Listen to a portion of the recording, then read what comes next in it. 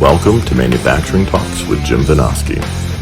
Industry has a million cool stories, and Jim talks to the movers and shakers who are making them happen. Let's dive in.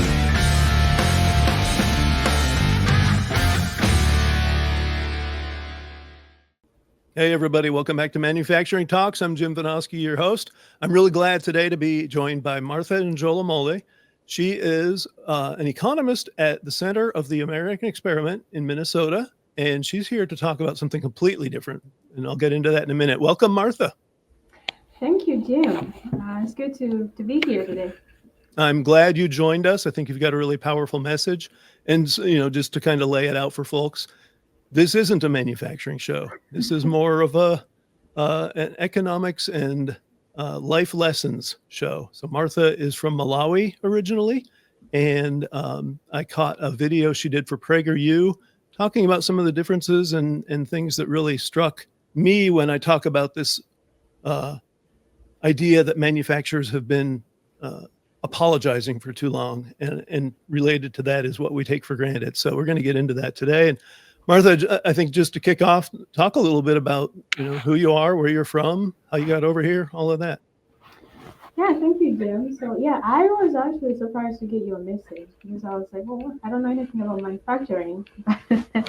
Yeah, and that's but okay. I've been getting a lot of emails since I put out my PragerU video. So yeah, essentially, as Jim said, I grew up in Malawi, which is a small country in Southeast Africa. So if you just go to Google and search, poorest countries in the world, it's going to be on the list. So I was in Malawi from since I was born to about 17. So because of the very high poverty levels we have in Malawi, everybody around me was very poor. So we lived a similar life. So my surroundings to me were very much normal. I had no questions about it. A couple of times during the year, we'd go to bed hungry because we didn't have enough food. Everybody around me was doing that. We had a very small farm that we used in my family. Everybody around me was doing that too. We had no electricity in my house. There was no running water. If I needed to wash my clothes, I had to go to this nearby river, which was about 10-20 minutes away. If I wanted to get drinking water, similarly, I had to walk a couple miles sometimes if there wasn't water nearby. Same thing with schools, same thing with hospitals, really everything that you need for basic life. It was very hard to get it. So I had some idea before I came here that out there's some countries that are richer than Malawi. Of course, even in Malawi, there's people that are even a little bit more well-to-do than I was. Because a lot of times on the radio, we used to listen to the radio, I would hear on the news the reporters talking about how maybe the US government was giving us aid or the UK government is giving Malawi aid. So I started to wonder what is it about these countries that is so different from here. So I didn't have the specific idea at the time, but I knew that I wanted to study something that analyzes why some countries are rich, some countries are poor, and what is it that I can do to probably improve the situation in Malawi. So at the time, I thought that I wanted to work for the government because a lot of the services that we use in Malawi, like basic services, are provided by the government. So you're talking about schools, electricity, water, all of those are government-owned companies. So I figured that the only way I could potentially contribute to development was to work for the government. So I won the scholarship to come to study in the United States. So I went to a college in Troy, Alabama. I registered for the economics program there, and it was very much Austrian oriented.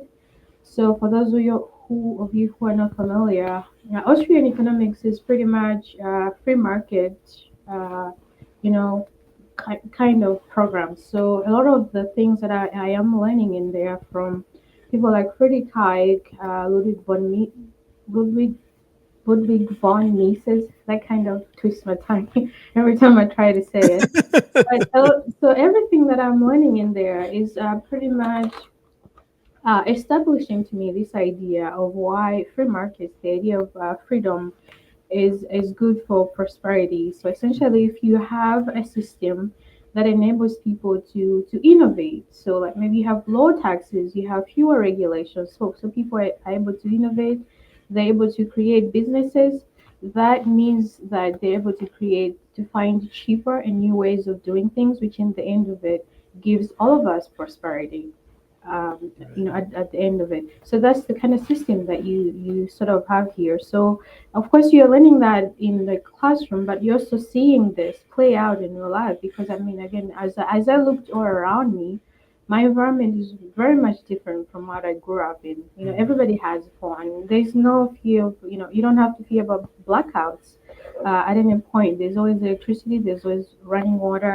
There's cars everywhere. Everything basic that you could potentially need, you have it. If you need something on Amazon, you just click a button. Tomorrow it's Right. there. These are things that I never had access to. So learning these things in the classroom, but also seeing them play out, just cemented that idea to me on why freedom and prosperity go hand in hand. So I was very concerned a couple of years ago. This actually, I think, began a couple years ago, when because there has been this growing trend of young Americans, especially, Right. to criticize capitalism or the idea of free enterprise, and even just this whole country in general. So I remember I saw this Gallup poll, asking young Americans how proud or extremely proud they were of being American, and the numbers had been declining, and they're right now they could be at their lowest historical. So I was concerned about that trend, because when I compare where I came up to this country, I find this country to have a lot of opportunities, have a lot of liberty. So there's an enormous amount of opportunity here that you can never find in a lot of other parts of the world. And the big part of that is this, country's commitment to upholding those ideas of liberty, free enterprise. So I wanted to share my message, especially to young people in this country, that they should be proud of this country, but also really work hard to defend the principles of liberty and free enterprise that I feel like brought this country. Yep. And so it's interesting. I mentioned at the start, it was this notion of we shouldn't take everything that's manufactured for granted, but you go much more fundamental than that. The fact that we have electricity, that we have running water, we don't have to leave our houses to wash our laundry. There's just so much that's always been there for us, especially those young people. Hmm. They've always had their phones handy and their computers, like you say, click Yeah. and get your stuff from Amazon. And so that idea that these things shouldn't be taken for granted, there are a whole lot of people across the world that don't have them as powerful. But then that free market piece too, is something I think that marches hand in hand with that basic message is you don't get those essentials and all these manufactured goods from a command and control economy. You get it No, from the innovation that free markets no, I provide. mean, yeah, and another thing too that I feel like has been another idea that has been taking hold, is this tendency to kind of admonish business people as very evil and greedy. All of that. The world is unfair, and it is because of these corporations that are exploiting millions of people. Mhm. Things like that. But the way that economics teaches a lot of people, at least me, to think about the world is think about every single person as self-interested, not selfish person, but self-interested. At the end Right. of the day, every single person is interested in making their life better, getting their basic needs, improving their livelihood, and being successful in all of that. Now, if you have a free enterprise, you have freedom, you have a free enterprise system whereby you're able to exchange with every single person. You could work whatever job you needed to without the government coming down on you and saying, well, you can't do this, you can't do that. Or if you're doing a business, you have to give us 50% of our check, instead of maybe say 10%. if you don't have those constrictions on you, it means that you get really, instead of your world, your opportunity is being limited into maybe one or two things. You get these endless possibilities of what you can do. You're able to Yeah. utilize your skills better, your resources better, which is really the fundamental idea of Austrian economics. Essentially, at the heart of it is this idea that just you personally have the best knowledge of what you want in life, but also Mhm.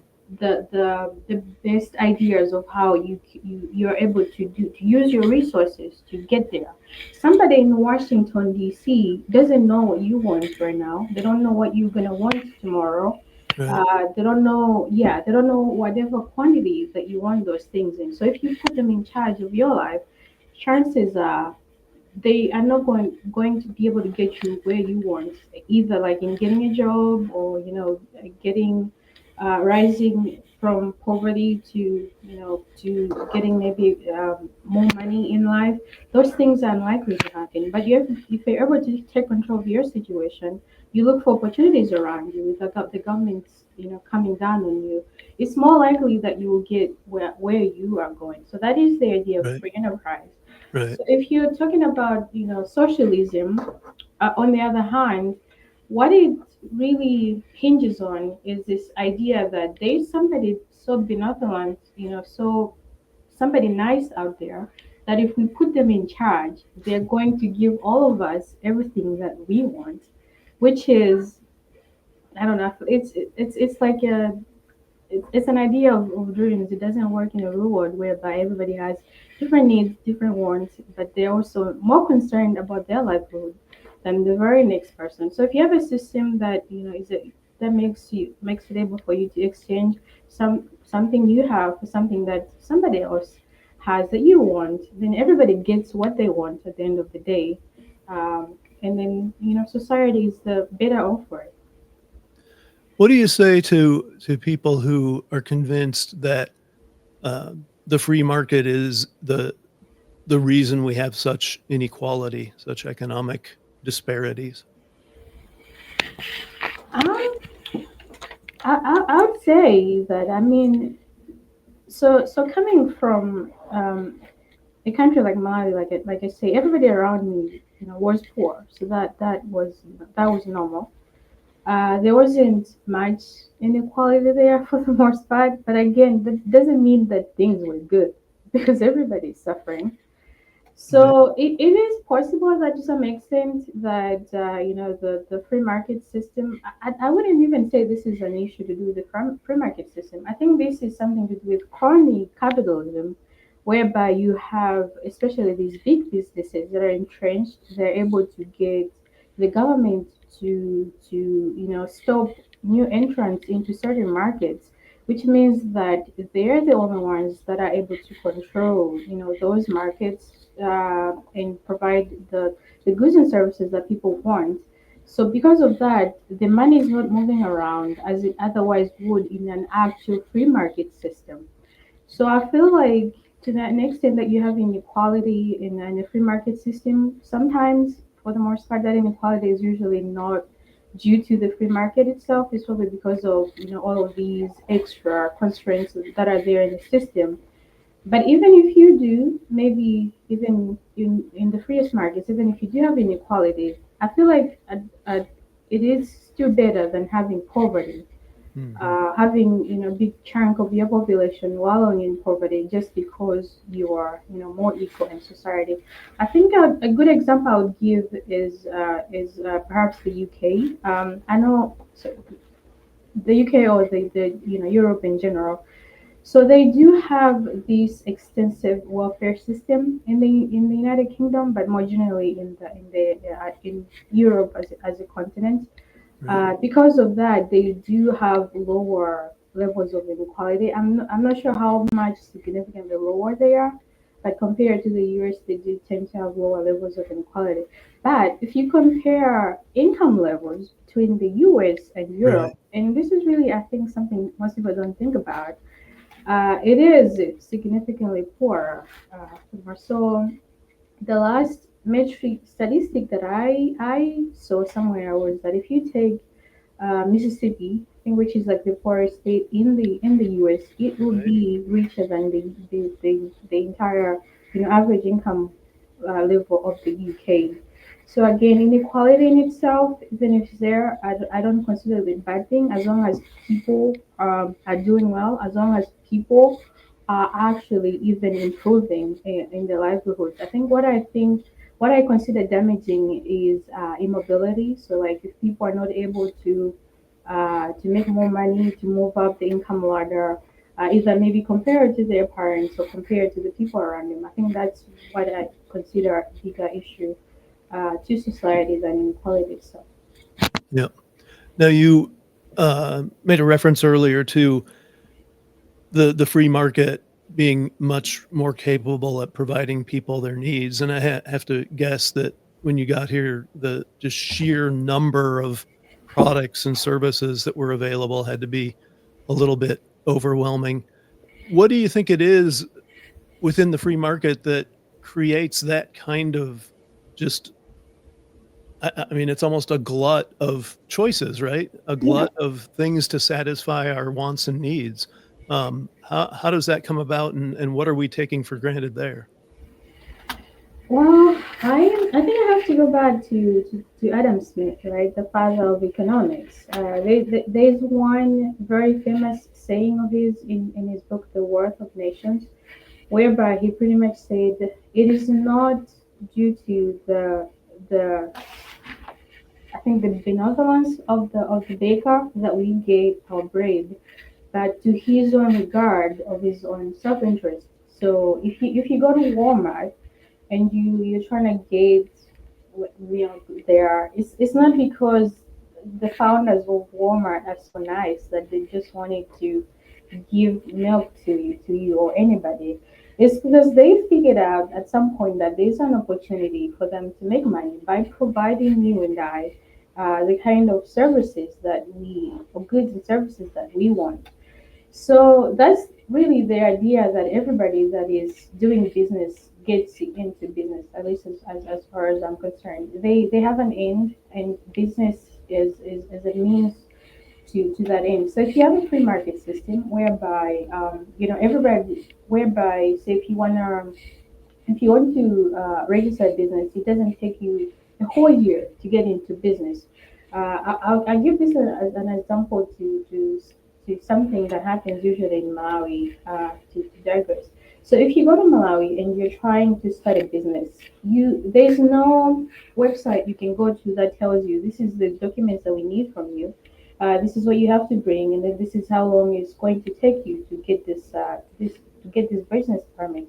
Usually, people have to go to about 6, 7 government offices just to register a business. At the same time, those businesses are not going to say anything concrete, and then some of them end up asking for bribes too under the table for you Hmm. to get started with your business. There's been a lot of investors that have complained about coming into the economy to invest, and then they can't do that because some people here and there are demanding money from them. I think at the very least it takes a year to register something, even if it's a non-profit. The people trying to register an orphanage, it takes at least a year to Wow. do that, right? Now, you come to a country like the United States. If you want to register a business for the most part, you have a website. Most state and local governments have a website that tells you Mhm. if you're trying to start this kind of business, this is what we are going to need from you. You're going to need these and such licenses. You're going to pay this amount of fee, and then your license gets to you in maybe 21 days or so. I'm not sure what the number is. Now you have that kind of system, and it's all around. It means that every single person that wants to start a business is, for the most part, able to if they have the resources, if they have the capabilities to do that. So then you have a lot of people getting into the economy, sort of trying to have their life with providing the kind of services that you want and need. That's why we have so many choices where you want to buy. You can go to Target, you can go to Walmart, you can go to Hy-Vee. Again, all of these businesses are there because we have a system that makes it easier for them to operate and to open up. So that's what the free market system gives you. Right. Yep. Um, Another thing that I've kind of railed on quite a bit lately is overregulation. Is that something you see as a disparity between here and where you grew up, or is that less of a problem? So I would say it is a little bit of an issue, but I think the bigger discrepancy is really with the legal system. Mm, So when you're talking about, I think freedom, because there's two ways to think about it. So you have negative freedom, which is really what most people think about. Freedom from interference. So we're talking about regulations, maybe like occupational licensing and stuff like that. And then there's also the positive freedom, which is you have an environment that um, is you're in an environment where you're able to self actualize yourself. mhm, So a good example is this is like property rights, right? So if you own a house, you most likely have a deed to that house. There's a detail somewhere in the system saying that you own that house. You can make improvements to it. You can do all of that, and then it's you own it. It's yours. If you want to profit from it, you can do that. But if you go to Malawi, just to give a specific example, a lot of land that people own is given like customarily, so it's passed down from generations to generations. So it means that most people uh, don't have rights like actual formal rights to that mhm, land. yep, So it is very hard to invest in those properties. So a lot of land is left idle, and there are usually instances whereby you can buy a piece of land from somebody. The way you have to do it is you have to have somebody be a witness to that sale, so that the person has to know the person that is paying. And then you have to go to a traditional leader, which is usually like a village chief, and then he has to sign off on that. But sometimes you get instances whereby somebody will claim that some piece of land is their land and then sell it to you. And then 2 years later, you get into a disagreement that it's not, no, this person was never on this land. And this is something that I've never seen happen here.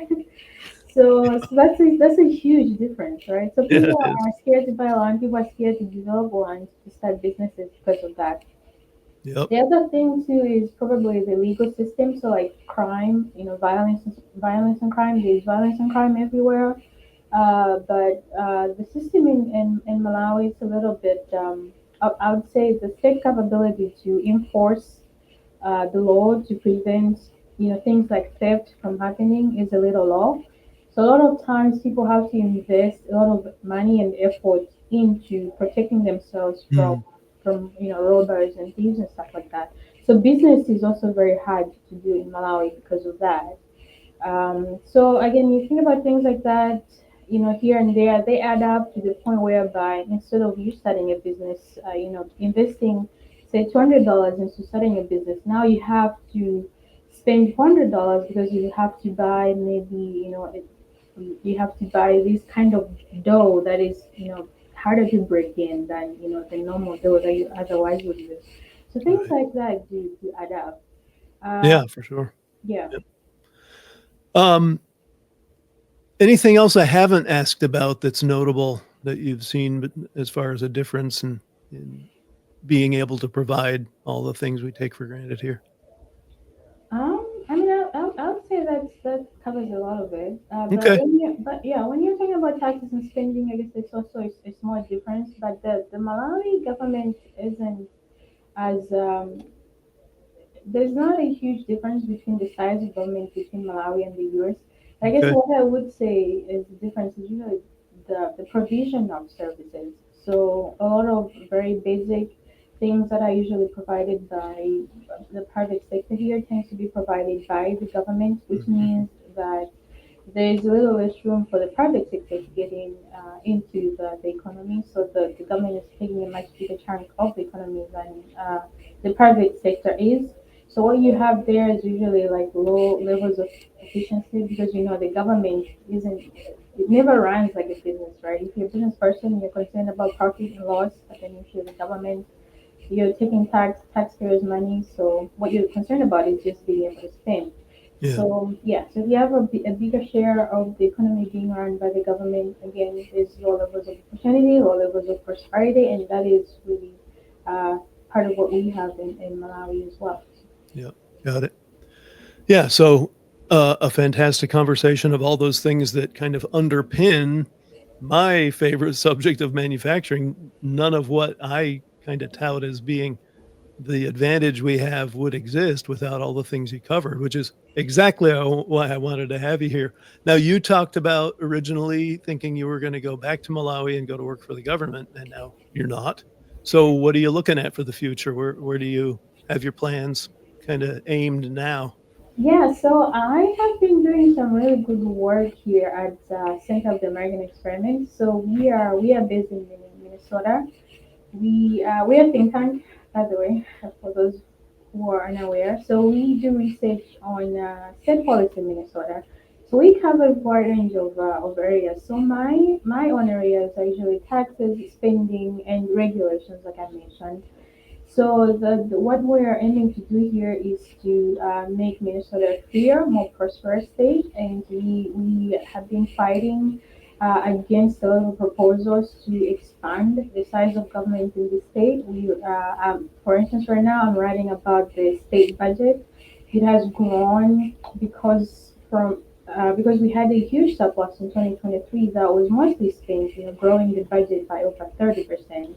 Yeah. Because of that, there were some tax hikes proposals, also, being, run around. So yeah, I am fighting against all of that together with my colleagues, trying to make Minnesota a freer state.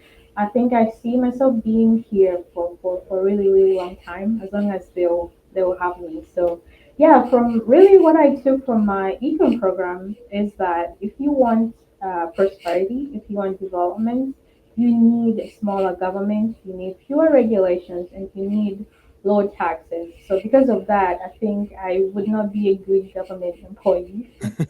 So I decided to take my skills to Minnesota. So that's where I will be for the foreseeable future, probably.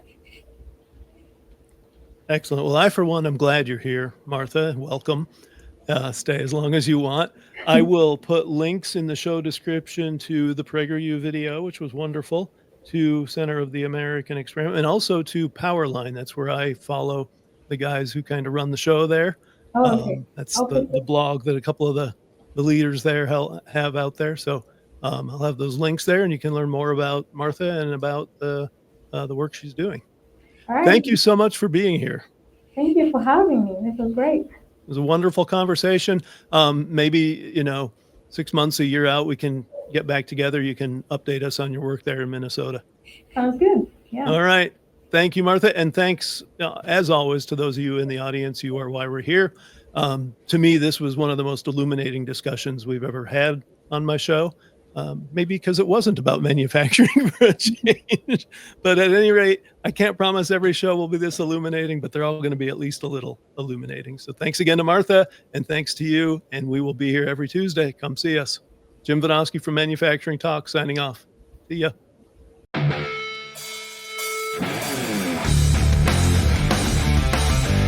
Thanks for tuning in to Manufacturing Talks with Jim Vinosky.